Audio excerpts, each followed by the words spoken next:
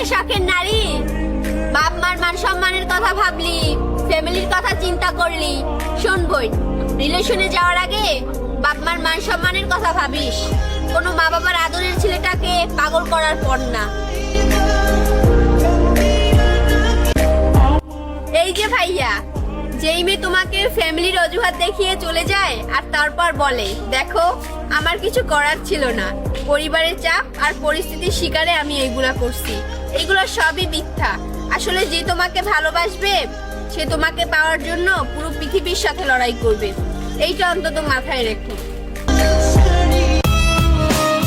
শখের নারীর কথা ভেবে কান্না করে দাও পুরুষটাই জানে ভালোবাসা কতটা ভয়ঙ্কর।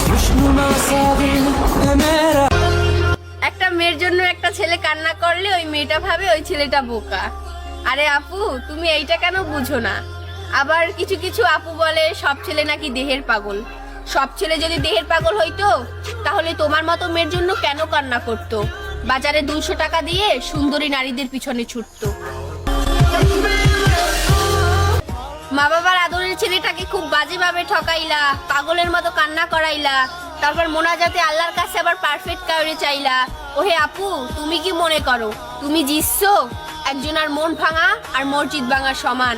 ওই উপরে একজন আছেন, আল্লাহ ছাড় দেন, ছেড়ে দেন না।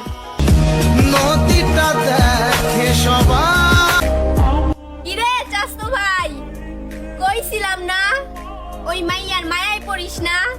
ঠিকই তো উড়াল দিল। এখনকার যুগের ভালোবাসা টাকা না থাকলে থাকে না।